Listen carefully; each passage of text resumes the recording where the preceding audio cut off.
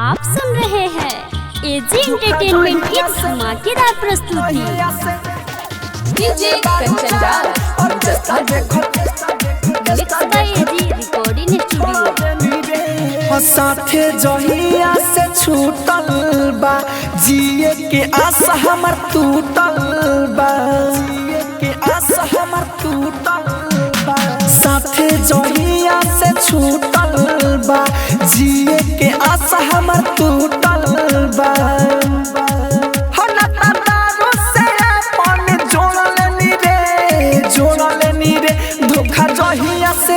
धोखा जहिया से देले बारू जान, ऑर्केस्ट्रा देखल छोड़ देनी रे। धोखा जहिया से देले बारू जान, ऑर्केस्ट्रा देखल छोड़ देनी रे। आप सुन रहे हैं एजी एंटरटेनमेंट की धमाकेदार प्रस्तुति। डीजे कंचन राज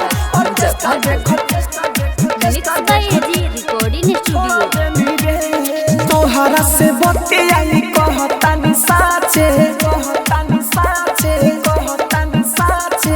प्यार भइल जब तू आइल रलू नाचे, रलू नाचे, रलू नाचे।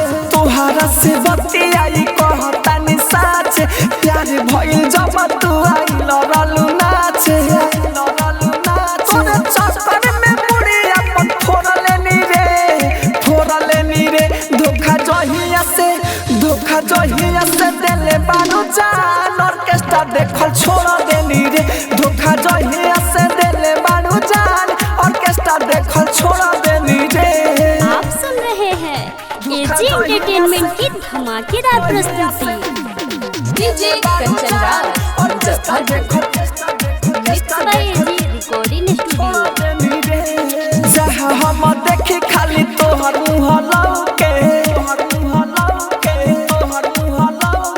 टूटल दिल करे जावा में सुफा लेखा होके, सुफा लेखा होके, सुफा लेखा होके। जहाँ हम देखी खाली तोहर मुँह लौके, टूटल दिल करे जावा में सुफा लेखा होके। कृष्णा बसंत राहुल दम बिछोड़ लेनी रे, बिछोड़ लेनी रे। धोखा जहिया से देले बारू जान, ऑर्केस्ट्रा देखल छोड़ देनी रे। धोखा जहिया से देले बारू जान, ऑर्केस्ट्रा देखल छोड़ देनी रे।